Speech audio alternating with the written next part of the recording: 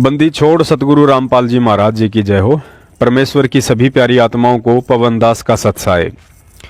पुण्यात्माओं, कलयुग का वर्तमान समय निर्वाण युग अर्थात मोक्ष युग है और इस समय के आने का जितना इंतजार परमेश्वर कबीर साहिब जी को था उससे कहीं ज्यादा काल भगवान को था, क्योंकि काल भगवान ने तख्तशिला पर परमेश्वर से पहले ही वचन ले लिया था कि हे परमेश्वर, आप कलयुग में जितने मर्जी जीव सतलोक ले जाना, लेकिन साथ ही एक और वचन लिया था कि आप केवल उन्हीं आत्माओं को अपनी सत भक्ति और सतज्ञान देकर ले जाना जो मन कर्म वचन से आपके तत्व ज्ञान को स्वीकार करें, क्योंकि काल भगवान को पता था कि परमेश्वर का तत्व ज्ञान वही आत्मा स्वीकार कर सकती है जिस आत्मा को अपने सतगुरु के प्रत्येक वचन पर अटूट विश्वास होगा।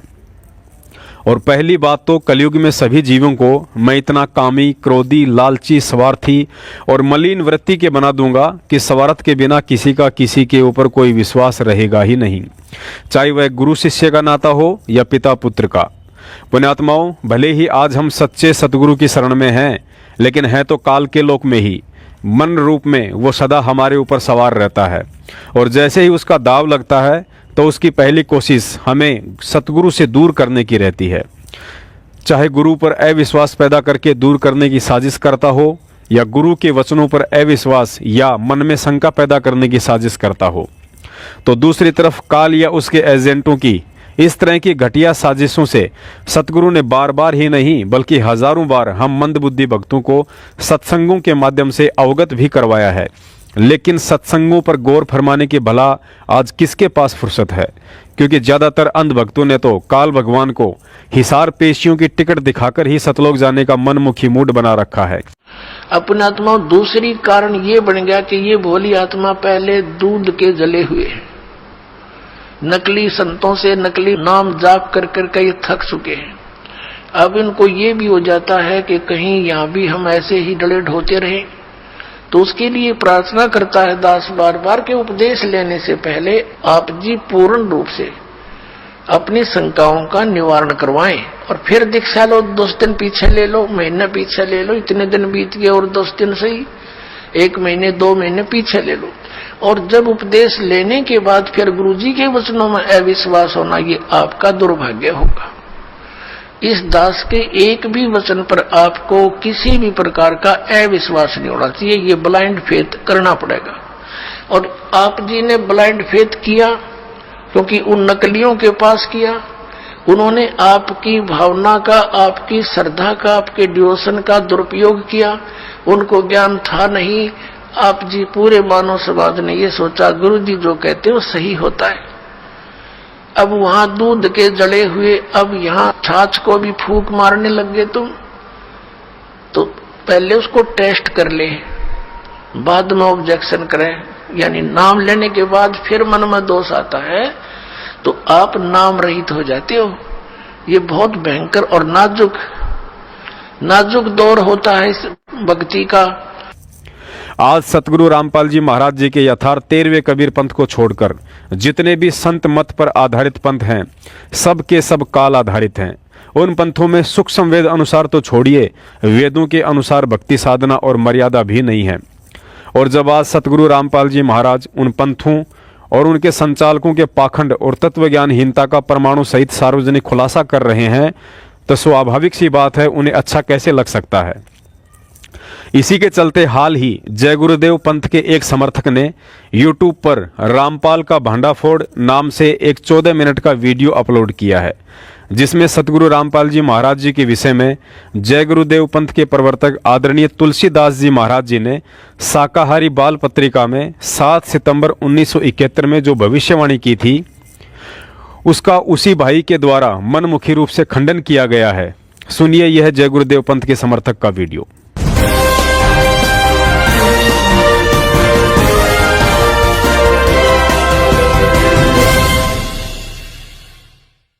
जय गुरुदेव, जय गुरुदेव नाम किसका, प्रभु का प्यारा नाम। जय गुरुदेव। आप सभी मनुष्यों को सादर सप्रेम जय गुरुदेव। विगत कुछ वर्षों से social media, WhatsApp, Facebook, Instagram हर जगह बाबा जय गुरुदेव की एक भविष्यवाणी के बारे में वीडियो वायरल हो रहे हैं। उस भविष्यवाणी में बाबा जय गुरुदेव जी द्वारा सन 1971 में कहा गया है कि वह अवतार जिसकी लोग प्रतीक्षा कर रहे हैं वह 20 वर्ष का हो चुका है। यदि उसका पता बता दूं तो लोग पीछे पड़ जाएंगे। बस इतना ही आधी अधूरी जानकारी के बल पर उस समय जन्मे हर एक मनुष्य स्वयं को वो अवतार सिद्ध करने में लगा हुआ है। कुछ ने तो अपनी सारी मर्यादाएं ही पार कर दी है। हरियाणा का एक मनुष्य रामपाल, जिसके लाखों भक्त भारत में पाए जाते हैं, वो स्वयं को भारत की जनता के सामने यह सिद्ध कर दिया है कि मैं ही वो दास हूँ, वह तारणहार हूँ जिसके बारे में बाबा जय गुरुदेव बोल गए हैं। ऐसा उनके अंध समर्थकों द्वारा व्याख्यान किया जाता है। इसलिए सभी मत संप्रदाय के लोग अब उनकी शरण में चले आए जहां सुख शांति मिलने वाली है।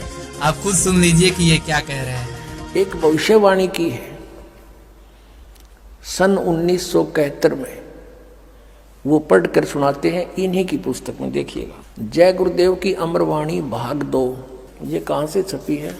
ये है ये महात्मा बाबा जय गुरुदेव जी महाराज। इनका असली नाम है परम संत तुलसीदास जी महाराज।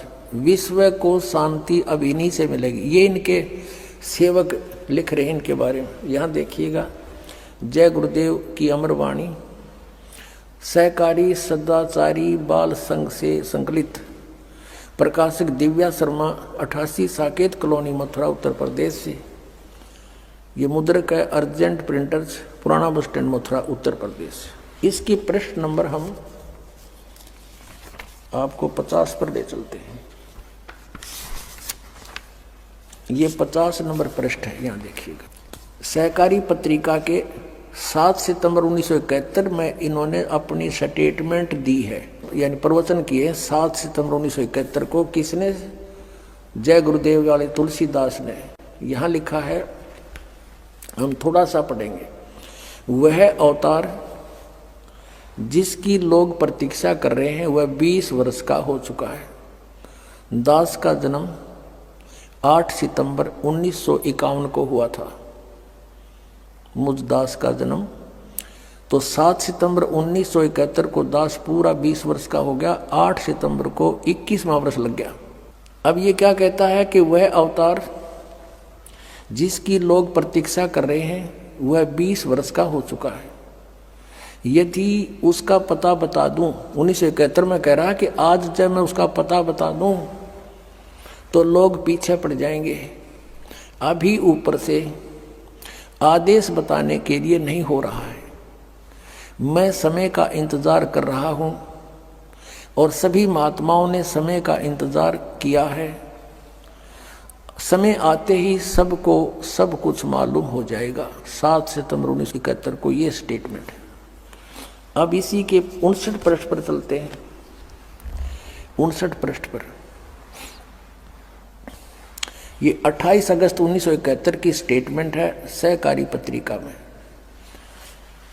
यहाँ कहते हैं, वह महापुरुष का जन्म भारत के वर्ष के एक छोटे से गांव में हो चुका है और वह व्यक्ति मानव इतिहास का सबसे महत्वपूर्ण व्यक्ति बनेगा। उसे जनता का इतना बड़ा समर्थन प्राप्त होगा कि आज तक किसी को नहीं मिला है। वह महापुरुष नए सिरे से विधान बनाएगा और वह विश्व के संपूर्ण देशों पर लागू होगा। उसका एक झंडा होगा, उसकी एक भाषा होगी। अपनात्माओं, इस दास के अतिरिक्त यदि ये भविष्यवाणी किसी और पर फिट हो जाए तो दास ने बता दियो, मैं भी थारे साथ होने चल पड़ूंगा। ठीक है श्रीमान महोदय, मैं अभी आपके सारे बातों को असत्य प्रमाणित कर देता हूँ। और तुम नबी सारा न वहीं ले चलूंगा। भाई ठीक है, हमने कल्याण करवाना है, कितने हो जाओ हमारा। बिल्कुल बिल्कुल, आप अपने चेलों को भी जय गुरुदेव जी के शरण में लेकर आइए कल्याण कराने के लिए। ये ज्ञान और ये समाधान इस 21 ब्रह्मांड में आपने मिल जा और ये सारे भविष्य वक्ताओं की वाणी फिट हो जा तो दास भी उसके समर्पित हो जाएगा। अच्छा अच्छा, दास की प्रार्थना है कि समय खोने का नहीं है। इतने प्रमाण दे रखे परमात्मा ने, और फिर भी इनकी आंख नहीं खुलती, तो भाई घनी भांग पी रखी है। अब आपकी बात खत्म हुई। अब मैं आपके और आपके चेलों की आंख खोल रहा हूँ। अब सुनिए ध्यान से, वो भी पूरे प्रमाण के साथ आपकी बातों को असत्य सिद्ध करता हूँ। तो ये रही बाबा जय गुरुदेव जी महाराज की ऑफिशियल पत्रिका, जय गुरुदेव शाकाहारी सदाचारी बाल संघ बालक साप्ताहिक पत्रिका, वर्ष 1, अंक 15वां, लखनऊ, आश्विन कृष्ण पक्ष तृतीय, संवत 2028, दिन मंगलवार, 7 सितंबर 1971, मूल्य 10 पैसे। आपने जो दिनांक अभी अभी बताया कि 7 सितंबर 1971 को ये पत्रिका प्रकाशित हुई, उसी दिन बाबा जय गुरुदेव जी महाराज हमारे बारे में बोल गए। तो चलिए मैं आपको दिखाता हूँ। ये आपकी हेडिंग है, अवतारी शक्तियों का जन्म हो गया है। जो आपने बताया, आपने पूरा नहीं पढ़ा, आपने केवल थोड़ा सा पढ़ा। मैं पूरा पढ़ के आपको सुनाता हूँ कि क्या सत्यता है। सबसे बड़ी सत्यता है यहाँ पर, ये देखिए लिखा है कानपुर 16 अगस्त। ये पहला प्रमाण है जो आपको असत्य घोषित करता है। बाबा जय गुरुदेव जी महाराज ने 16 अगस्त को कानपुर में अपना यह वक्तव्य दिया था कि अवतारी शक्तियों का जन्म हो गया है। अब आप बताइए, जैसा कि आप कह रहे हैं कि 7 सितंबर 1971 को आप 20 वर्ष के हो गए, लेकिन इसमें तो 16 अगस्त लिखा हुआ है। 16 अगस्त 1971 को आप 20 वर्ष के नहीं हुए थे। इससे यह प्रमाणित होता है कि यह आपके बारे में बाबा जय गुरुदेव जी महाराज नहीं बोले हैं। मैं पूरा पढ़ के आपको सुनाता हूँ। स्वामी जी ने यहाँ 60,000 नर नारियों के बीच बताया कि भारतवर्ष में अवतारी शक्तियों ने जन्म ले लिया है। किसी एक अवतारी शक्तियों ने नहीं, बहुत सारी अवतारी शक्तियों ने ले लिया है। अनेक स्थानों पर वे बच्चों के रूप में पल रही हैं और समय आने पर प्रकट हो जाएंगी। स्वामी जी ने आगे बताया कि माता पिता अपना सुधार कर लें, वरना यही बच्चे उनके विनाश का कारण बन जाएंगे। इन बच्चों को गोश्त व अंडा दिया जाता है तो वह मुंह फेर लेते हैं और उधर देखते तक नहीं। माँ बाप इस बात का ध्यान रखें कि जो बच्चे इन सब चीजों को खाना नहीं चाहते हैं, उन्हें जबरदस्ती न खिलाएं। पुनः स्वामी जी ने इस बात का संकेत दिया कि वह अवतार जिसकी लोग प्रतीक्षा कर रहे हैं, वह 20 वर्ष का हो चुका है। यही चीजें आपने भी बताई थी। वह 20 वर्ष का हो चुका है। यदि उसकी पता बता दूं तो लोग पीछे पड़ जाएंगे। अभी ऊपर से आदेश बताने के लिए नहीं हो रहा है। मैं समय का इंतजार कर रहा हूँ और सभी महात्माओं ने समय का इंतजार किया है। समय आते ही आपको सब कुछ मालूम हो जाएगा। तो श्रीमान महोदय, आपकी यह जो आपने बताया है कि बाबा जय गुरुदेव जी महाराज की भविष्यवाणी ठीक मेरे ही ऊपर फिट होती है, तो मैं प्रमाणित यह यहाँ से कर दिया कि आपके ऊपर वह भविष्यवाणी नहीं फिट होती है, क्योंकि 16 अगस्त 1971 को आप 20 वर्ष के नहीं हुए थे। अब अगला प्रमाण भी मैं आपको प्रस्तुत करता हूँ। तो ये है आपकी 28 अगस्त 1971 की पत्रिका, जिसको भी आपने अभी अभी दिखाया, उसको भी मैं यहाँ पे दिखाता हूँ। ये देखिए, जय गुरुदेव शाकाहारी सदाचारी बाल संघ बालक साप्ताहिक पत्रिका, वर्ष 1, अंक 14, लखनऊ, भाद्रपद शुक्ल पक्ष 7वीं, संवत 2028, शनिवार 28 अगस्त 1971। दिल्ली की गद्दी पर बैठकर कोई भी माई का लाल भारत की जनता को सुखी नहीं कर सकता है। यह काशी के विशाल जनसमूह में बाबा जय गुरुदेव की घोषणा हुई थी। आपकी जो वक्तव्य है मैं लेकर चलता हूँ। ये शाकाहारी पत्रिका है, डिस्क्रिप्शन में इसका लिंक भेज देता हूँ, आप सभी लोग इसको पढ़िएगा। चौथे पेज पर आते हैं हम। चौथे पेज पर ये देखिए, यहाँ पर लिखा है कि महापुरुष का जन्म हो गया है। आपने जो बताया है उसी को मैं भी दिखा रहा हूँ। इसमें देखिए क्या लिखा है। स्वामी जी ने इस बात का संकेत दिया कि महापुरुष का जन्म भारतवर्ष के उत्तर प्रदेश के एक छोटे से गांव में हो चुका है। आपने बताया, आप वीडियो पुनः रिवर्स कर सकते हैं, उसमें आपने बताया कि महापुरुष का जन्म भारतवर्ष के एक छोटे से गांव में हो चुका है। अपितु सत्य यही है कि यहाँ पर लिखा है कि महापुरुष का जन्म भारतवर्ष के उत्तर प्रदेश के एक छोटे से गांव में हो चुका है। भाई, आप तो हरियाणा के निवासी हैं, आप उत्तर प्रदेश में जन्म कैसे ले चुके हैं? तो ये आपने ये बात काट दी है। यहाँ पर लिखा है उत्तर प्रदेश के एक छोटे से गांव में हो चुका है। यह प्रमाण है और यह आपको असत्य प्रमाणित भी करता है, असत्य घोषित करता है। आप वो महापुरुष नहीं है जिसके बारे में बाबा जय गुरुदेव जी महाराज इशारा किए थे। आगे पढ़ते हैं। आगे उन्होंने कहा, क्या कहा है कि महापुरुष का जन्म भारतवर्ष के उत्तर प्रदेश के एक छोटे से गांव में हो चुका है और वह व्यक्ति मानव इतिहास का सबसे महत्वपूर्ण व्यक्ति बनेगा। उसे जनता का इतना बड़ा समर्थन प्राप्त होगा कि आज तक किसी को नहीं मिला है। अब वो महापुरुष क्या करेगा, क्या होगा, ये भी उन्होंने बताया है। वह महापुरुष नए सिरे से विधान बनाएगा और वह विश्व के संपूर्ण देशों पर लागू किया जाएगा। उसका एक झंडा होगा, उसकी एक भाषा होगी। सन 1980 के बाद भारत की भौतिक प्रगति को देखकर विश्व के लोग दांतों तले उंगली दबाएंगे। समाचार पत्रों में क्रांतिकारी परिवर्तन होगा। क्या होगा? स्वामी जी ने कहा कि यह समय बताएगा। और एक चीज बाबा जी ने बताई है कि स्वामी जी ने संकेत दिया कि नवंबर 1972 तक इस महापुरुष के लिए लोगों के दिलों में शंका रहेगी, किंतु दिसंबर 1972 से संपूर्ण विश्व में वह सूर्य की भांति चमक जाएगा। अब आप बताओ भाई साहब, 1972 में क्या आप सूर्य की तरह चमक उठे थे? आपका तो नामो निशान नहीं था, आपको तो कोई जानता भी नहीं था। तो यह भविष्यवाणी बाबा जय गुरुदेव जी महाराज की पूरी पढ़िए, तब अन्य लोगों को बताइए। ऐसे भारत की जनता में आप जिस प्रकार से भ्रामक प्रचार कर रहे हैं, ये गलत है, ये अधर्म है। इसको आप सही से मान लीजिए। और जितने भी बेचारे ये तो जेल में चले गए, इन्होंने जय गुरुदेव नाम का दुरुपयोग किया, उनकी भविष्यवाणियों का दुरुपयोग किया, तो बेचारे जेल में चले गए। उनके जो चेले हैं, जो बाहर घूम फिर रहे हैं और वीडियो वायरल कर रहे हैं, उनसे भैया हाथ जोड़ के मेरी प्रार्थना है कि आप ऐसी कोई भ्रामक वीडियो न फैलाएं बिना प्रमाण के। एक बार मैं फिर आप सभी से प्रार्थना करता हूं कि आप अपने YouTube, Facebook चैनलों पर जो इनके बारे में असत्य भ्रामक वीडियो डाला है, उसको जल्द से जल्द आप अपने चैनल से डिलीट कर दीजिए। अन्यथा अप्रमाणित सर्वाधिकार सुरक्षित copyright disclaimer under section 107 of the copyright act 1976 के तहत आप सभी पर केस भी किया जा सकता है। पुण्यात्माओं, सतगुरु आशीर्वाद से अब दास आगे इस भविष्यवाणी की जो सच्चाई जय गुरुदेव पंथ के इस समर्थक सहित भगत समाज के सामने रखने जा रहा है, उसे रखने की मुझे कोई खास जरूरत नहीं थी, क्योंकि मुझे अपने परमेश्वर सतगुरु रामपाल जी महाराज जी के एक एक वचन पर दृढ़ विश्वास है।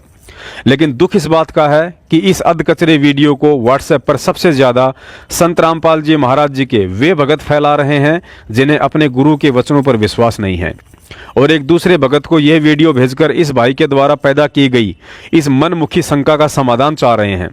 पुण्यात्माओं, सतगुरु के वचनों पर विश्वास ना करके आखिर कब तक हम किसी ऐसे उल्टे सीधे ऑडियो वीडियो देखकर अपने मन में शंकाएं पैदा करते रहेंगे?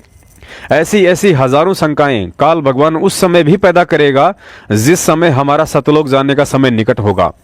सोचो, यदि उस समय भी हमारे मन में गुरु या भक्ति के प्रति काल भगवान कोई शंका उत्पन्न कर देगा तो क्या होगा? क्या हम सतलोक जा सकते हैं? आज एक जय गुरुदेव वाला अटपट करके वीडियो बना रहा है, कल को राधा स्वामी और परसों कोई और काल का एजेंट मदन पंत जैसा खड़ा हो जाएगा और कहेगा कि सतलोक नाम की कोई जगह है ही नहीं, संत रामपाल जी तो मूर्ख बना रहा है। फिर भी क्या हम भगत उनकी बातों को सत्य मानकर अपने मन में शंका पैदा करके एक दूसरे भगत भाई से यही पूछते रहेंगे कि भगत जी वास्तव में सतलोक है या फिर कबीर साहिब जी ने कबीर सागर में धर्मदास जी से यूं ही मजाक में लिखवा दिया था? पुण्यात्माओं, हमें शर्म आनी चाहिए अपने आप को भगत कहते हुए।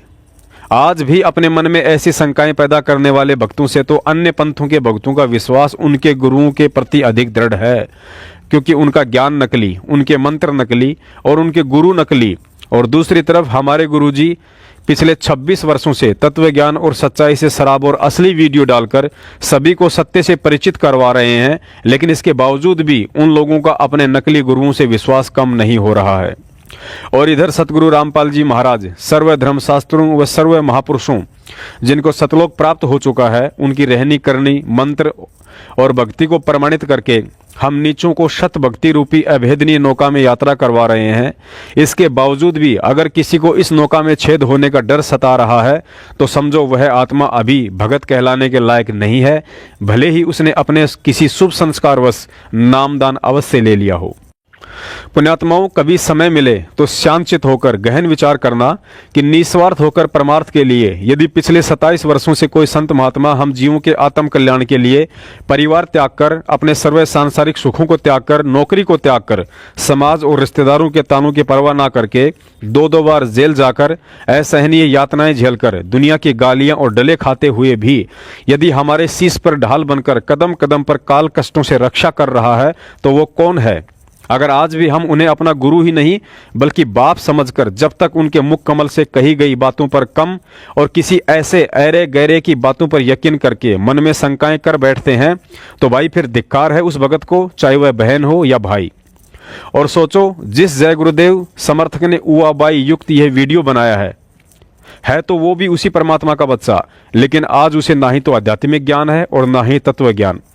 कल को यदि उसका कोई भक्ति संस्कार जागृत हो गया और उसने गुरुजी की शरण ग्रहण कर ली, उसके बाद उसके तो इस फर्जी वीडियो सहित वह परमात्मा अपने विधान अनुसार एक बार सर्व दोषों को क्षमा कर देगा। लेकिन क्या उपदेश और तत्व ज्ञान लेकर भी उसके इस वीडियो को देखकर अपने गुरु वचनों को शंका की दृष्टि से देखने वाले आप और हम भक्तों के पाप कभी क्षमा हो सकते हैं? कभी नहीं। दास सर्व उन भगत भाइयों से प्रार्थना करता है जिन्होंने इस फर्जी वीडियो को देखकर अपने मन में जरा सी भी शंका उत्पन्न की है। सतगुरुदेव जी को दंडवत प्रणाम करके अपनी इस महाभूल की क्षमा याचना करें। अब आपको बताते हैं कि इस फर्जी वीडियो और जय गुरुदेव पंथ के प्रवर्तक श्री तुलसीदास जी महाराज की 7 सितंबर 1971 वाली भविष्यवाणी की सच्चाई।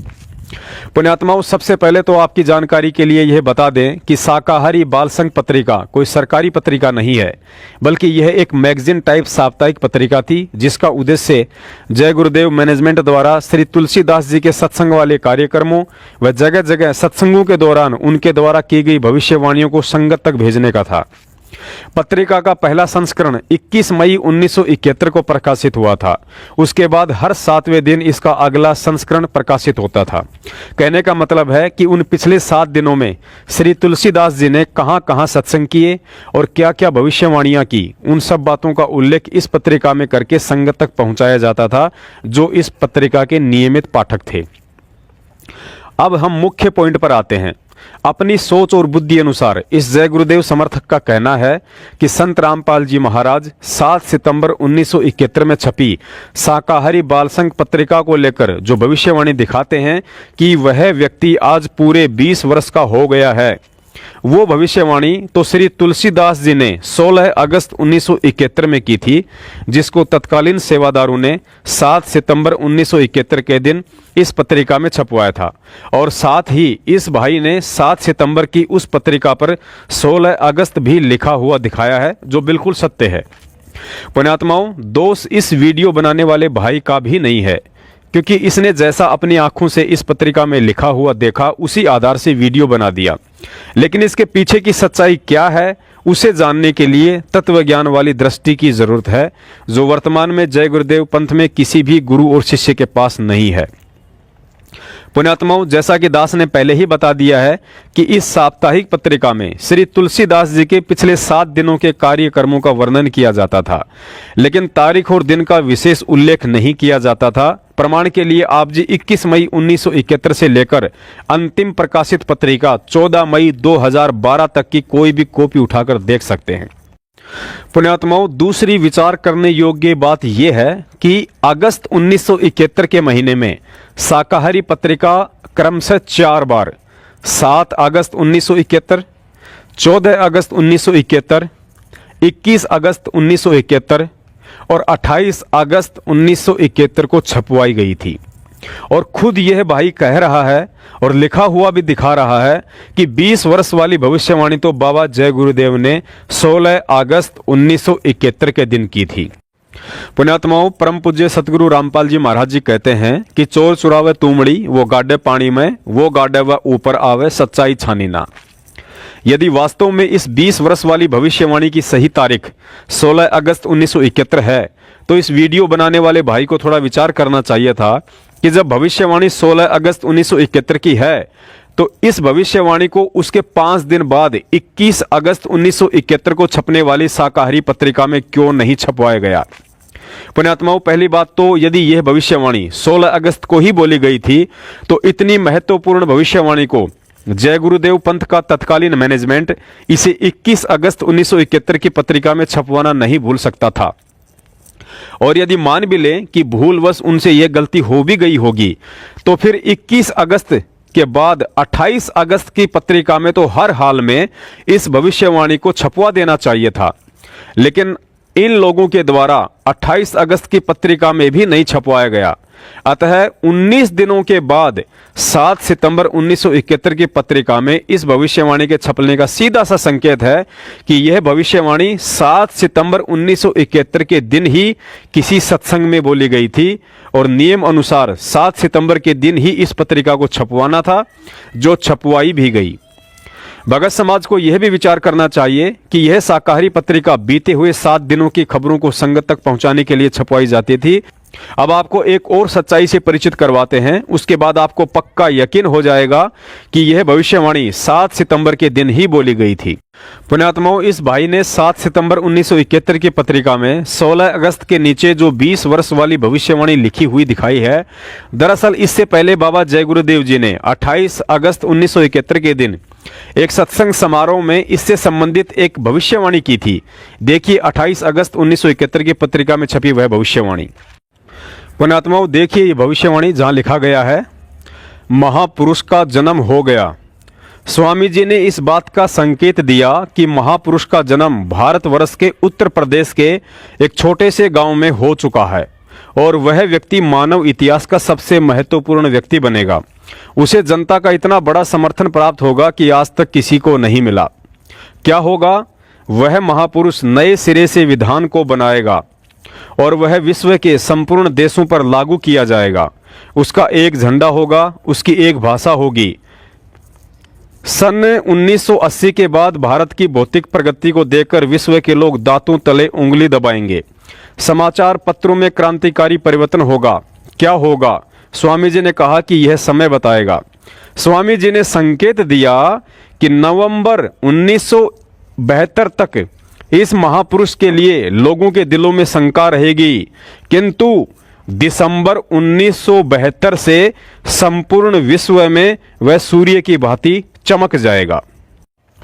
पुण्यात्माओं, अब आपको आसानी से समझ में आ जाएगा कि जब बाबा जय गुरुदेव ने 28 अगस्त को यह बोला कि वह महापुरुष भारतवर्ष के उत्तर प्रदेश के एक छोटे से गांव में पैदा हो चुका है, तो उसके बाद काफी संगत ने उनसे यह पूछना शुरू कर दिया था कि बाबा जी, आपने उस महापुरुष के विषय में भविष्यवाणी करके यह तो सिद्ध कर दिया है कि वर्तमान में इस पृथ्वी पर मुक्तिदाता ना ही तो आप हैं और ना ही उस महापुरुष के अलावा कोई अन्य संत हैं, तो कृपा करके हमें उसका नाम, गांव, पता बताने की भी दया करें, क्योंकि हम भगत तो अपना आत्म कल्याण चाहते हैं जो केवल उसी महापुरुष से संभव है। तो पुण्यात्माओं, उन भक्तों की प्रार्थना पर बाबा जय गुरुदेव जी ने 7 सितंबर 1971 के दिन यह भविष्यवाणी की थी कि वह महापुरुष जिसकी लोग प्रतीक्षा कर रहे हैं आज पूरे 20 वर्ष का हो चुका है। यदि अभी से पता बता दूं तो लोग उसके पीछे पड़ जाएंगे। अभी ऊपर से बताने का आदेश नहीं है। सभी महापुरुषों ने समय का इंतजार किया है और समय आने पर सभी को सब कुछ पता चल जाएगा। पुण्यात्माओं, जब आप 7 सितंबर 1971 की पत्रिका पढ़ेंगे तो इसमें 20 वर्ष वाली भविष्यवाणी से पहले लेखक ने पुनः शब्द का प्रयोग किया है। देखिए, पुनः स्वामी जी ने इस बात का संकेत दिया कि वह अवतार जिसकी लोग प्रतीक्षा कर रहे हैं पूरे 20 वर्ष का हो चुका है। पुण्यात्माओं, विचार करो, पहली बात तो इनके स्वामी जी ने 16 अगस्त 1971 के दिन किसी भी महापुरुष के विषय में कोई भी भविष्यवाणी की ही नहीं। अगर इन्होंने भविष्यवाणी की है तो आपको इन्हीं की पत्रिका से दिखा दिया कि वह भविष्यवाणी 28 अगस्त 1971 के दिन की गई थी। अब आप स्वयं विचार कीजिए, यदि इनके स्वामी जी ने 7 सितंबर 1971 के दिन छपी 20 वर्ष वाली भविष्यवाणी 16 अगस्त या 28 अगस्त को की होती तो यहां 7 सितंबर वाली पत्रिका में यह शब्द नहीं लिखे होने चाहिए थे कि पुनः स्वामी जी ने यह संकेत दिया है कि वह अवतार 20 वर्ष का हो चुका है। पुण्यात्माओं, पुनः का मतलब होता है दोबारा से। अर्थात स्वामी जी ने उससे पहले वाली भविष्यवाणी जो 28 अगस्त 1971 के दिन कही थी, उसके विषय में पुनः यानी दोबारा से 7 सितंबर के दिन संकेत किया है कि वह अवतार जिसकी लोग प्रतीक्षा कर रहे हैं वह पूरे 20 वर्ष का हो चुका है। क्योंकि बाबा जय गुरुदेव जी का 6 और 7 सितंबर 1971 के दिन लखनऊ के आर्य नगर में सत्संग था, जहां उन्होंने यह भविष्यवाणी की थी।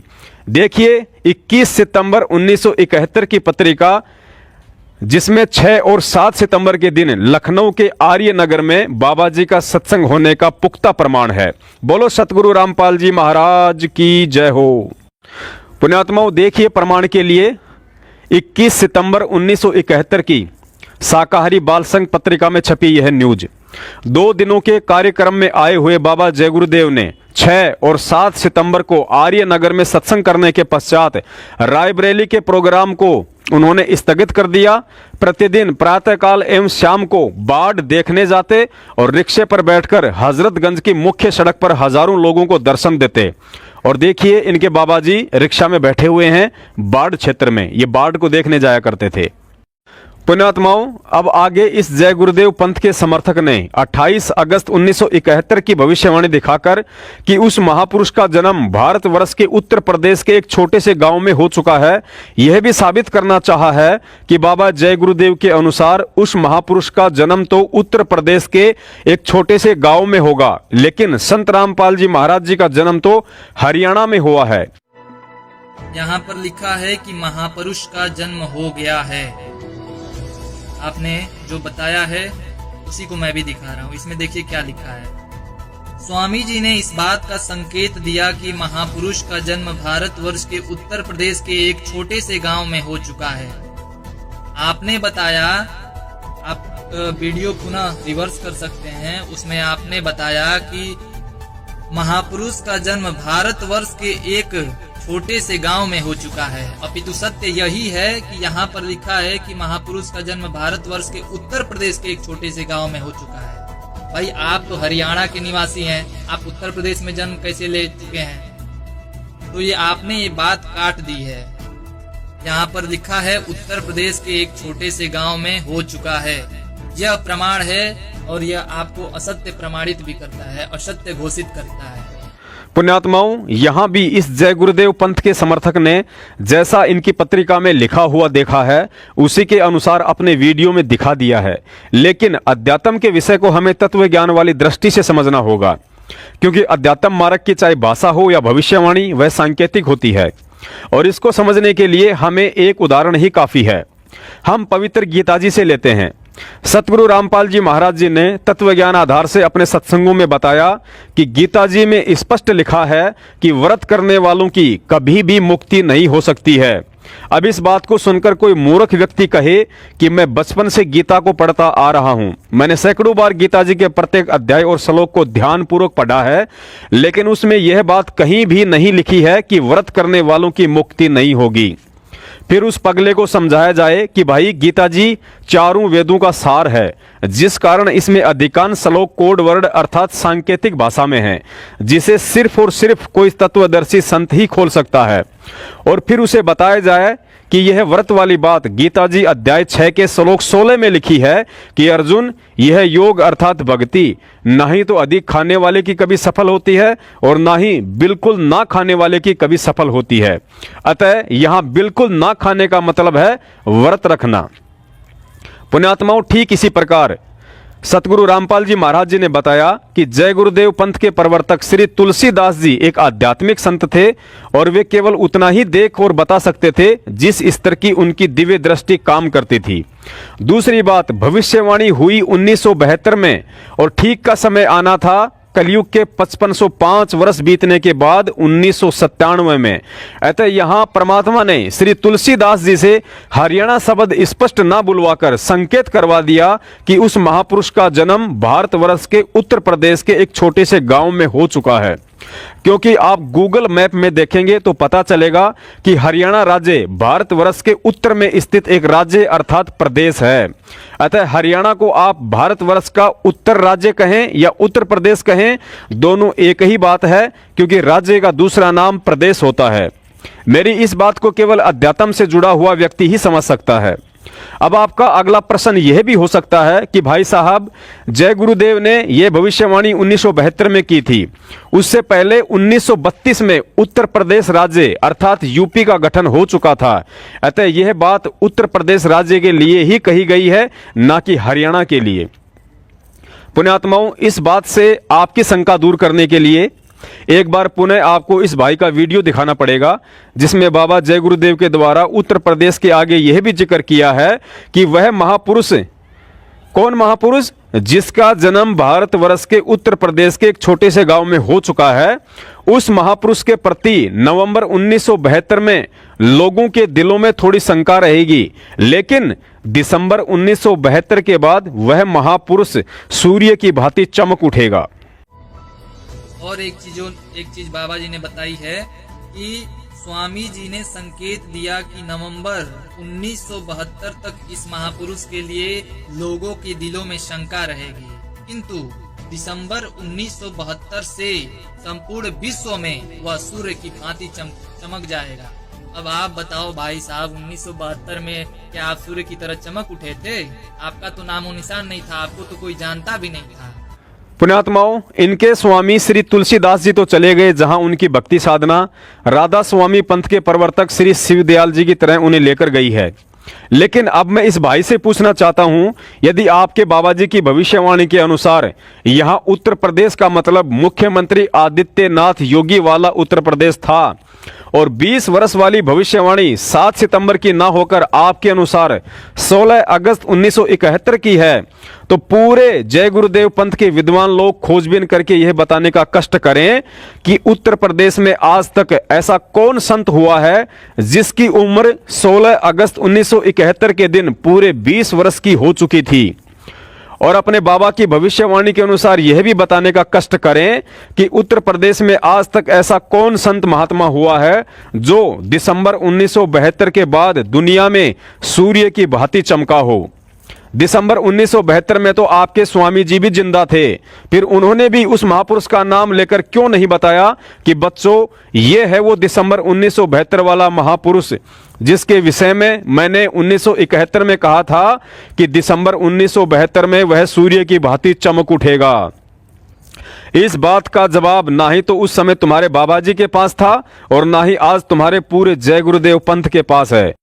पुण्यात्माओं, यहां दास एक और बात बता देता है, यदि इस उत्तर प्रदेश के एक छोटे से गांव में जन्म लेने वाली भविष्यवाणी में उस महापुरुष के लिए 7 सितंबर 1971 में पूरे 20 वर्ष का होने की बात ना कही गई होती तो 1000% सत्य मान लेना कि रंभदूत के वंशज मदन पंथी वैराग्य साहिब का चेला नितिन रायजादा कब का मैदान मांड कर खड़ा हो चुका होता कि बाबा जय गुरुदेव ने यह उत्तर प्रदेश के एक छोटे से गांव में जन्म लेने वाली भविष्यवाणी मुझ नितिन दास के लिए की थी। और ना जाने सैकड़ों हजारों की संख्या में संत रामपाल जी महाराज जी के पंथ में सतलोक आश्रम मैनेजमेंट हरियाणा के इशारों पर अंधे होकर चल रहा कचरा उस काल दूत को महापुरुष समझकर उनका चमड़ी से सटा हुआ फर्जी सार शब्द लेकर सत साहिब की जगह साहिब बंदगी सतनाम की तोते की तरह रट लगा रहा होता। जय गुरुदेव पंथ सहित जितने भी पंथ और संत हैं जो ये मानते हैं कि श्री तुलसीदास जी की भविष्यवाणी सत्य है, तो उन्हें दास सलाह देना चाहता है कि आप लोगों ने यदि अपना आत्म कल्याण करवाना है तो बाबा जय गुरुदेव की आज्ञा का पालन करते हुए उनके द्वारा 21 अगस्त 1971 में कही गई उस गूढ़ बात का अनुसरण करते हुए जल्दी से जल्दी मान बढ़ाई और अहंकार का चोला उतारकर सतगुरु की शरण ग्रहण कर लीजिए।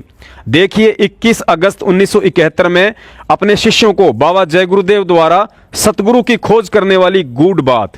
विशेषकर जय गुरुदेव पंथ वालों से मेरी प्रार्थना है कि अपने गुरु की आज्ञा का पालन नहीं करने वाला भगत गुरु विमुख की श्रेणी में आता है।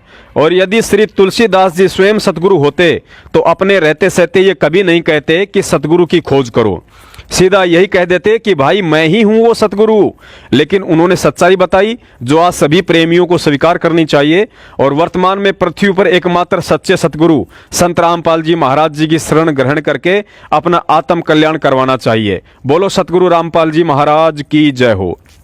पुण्यात्माओं, आप और हम सभी परमात्मा सतगुरु रामपाल जी महाराज जी की आत्माएं हैं। लेकिन क्या आपने कभी विचार किया है कि वे बार बार अपने सत्संगों में धर्मदास जी, नानक साहिब जी, मलुकदास जी, दादू दास जी, गरीबदास जी और घीसा संत जी का नाम लेकर ही क्यों कहते हैं कि वे सभी महापुरुष परमात्मा की विशेष दृढ़ आत्माएं थी? क्योंकि उन महापुरुषों ने नाम उपदेश लेकर आप और हमारी तरह फिर दो नावों में सवारी नहीं की।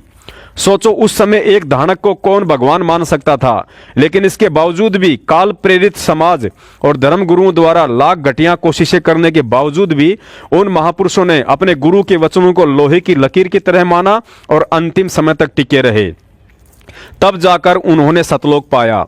आज वे सभी महापुरुष उदाहरण हैं हम सब के लिए कि जब तक आप और हम भी अपने गुरु के प्रत्येक सन्मुख और सत्संग वाले आदेश पर उनकी तरह दृढ़ नहीं होंगे, तब तक यही भटकते रहेंगे। अतः प्रार्थना है, आगामी 1000 वर्षों तक इन अफवाहों और मनगढ़ंत ऑडियो वीडियो का दौर ऐसे ही चलता रहना है, क्योंकि काल को चिंता है कि कोई जीव शंका रहित भक्ति करके यहां से सतलोक ना चला जाए।